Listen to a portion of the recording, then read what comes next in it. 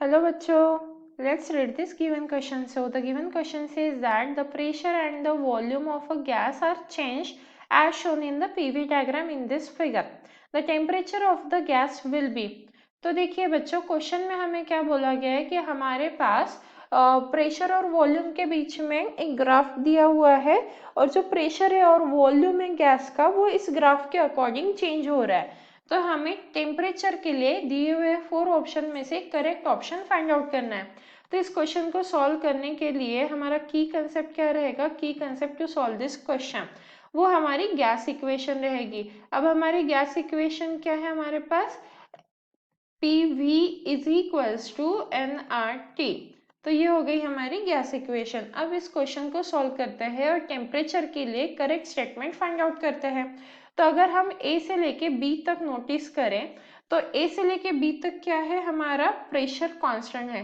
तो यहाँ पे हम लिख देंगे प्रेशर इज कांस्टेंट A से लेके B तक। तो क्या आ जाएगा? V is equals to NR divided bye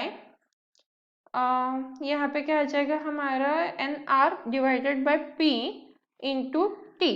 तो अब देखिए N और R तो क्या है? कांस्टेंट है और क्योंकि A से लेके B तक P भी कांस्टेंट है तो यहाँ से हम लिख सकते हैं therefore V is directly proportional to T। मतलब अगर वॉल्यूम बढ़ेगा तो टेम्परेचर भी बढ़ेगा।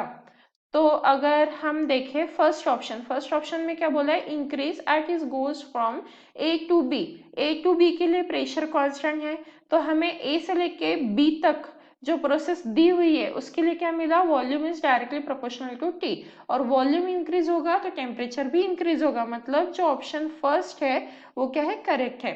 अब आगे देखते हैं बी से लेके अगर हम सी तक देखते हैं तो यहाँ पे हमें क्या मिल रहा है? V की वैल्यू कांस्टेंट मिल रही है मतलब वॉल्यूम हमारा कांस्टेंट है।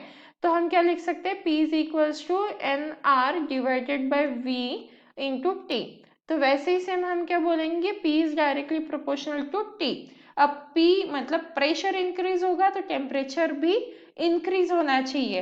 पर अगर हम B से लेके C तक देखें तो प्रेशर क्या हो रहा है हमारा? प्रेशर इज डिक्रीजिंग, राइट तो हमारा टेम्परेचर भी क्या होगा? डिक्रीज होगा।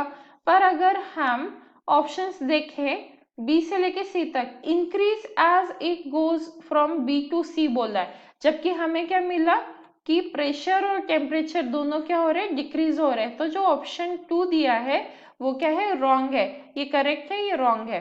अब नेक्स्ट देखते हैं 3 एंड 4th ऑप्शन के लिए और जो बची हुई हमारी प्रोसेस है उसके लिए। जैसे अगर हम सी से लेके डी तक जाए तो सी से डी तक अगर हम जा रहे हैं तो अगेन हमारा क्या मिल रहा है? प्रेशर कांस्टेंट है मतलब सेम हम बोल सकते हैं कि वॉल्यूम जो है वो डायरेक्टली प्रोपोर्शनल टू टेम्परेचर रहेगा और वॉल्यूम इंक्रीज हो रहा है तो टेम्परेचर इंक्रीज होना चाहिए।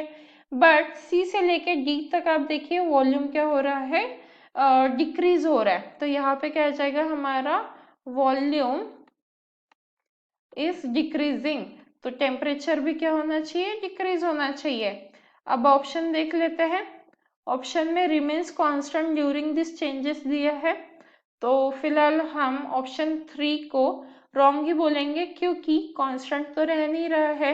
एक तो आइदर इंक्रीज हो रहा है अदरवाइज डिक्रीज हो रहा है तो कांस्टेंट तो है नहीं। अब बचा हमारा लास्ट डी से लेके ए तक। तो डी से लेके ए तक भी देख लेते हैं। डी से लेके ए तक हमारा क्या है? वॉल्यूम जो है वो कांस्टेंट है तो फिर से pressure is directly proportional to temperature आ जाएगा।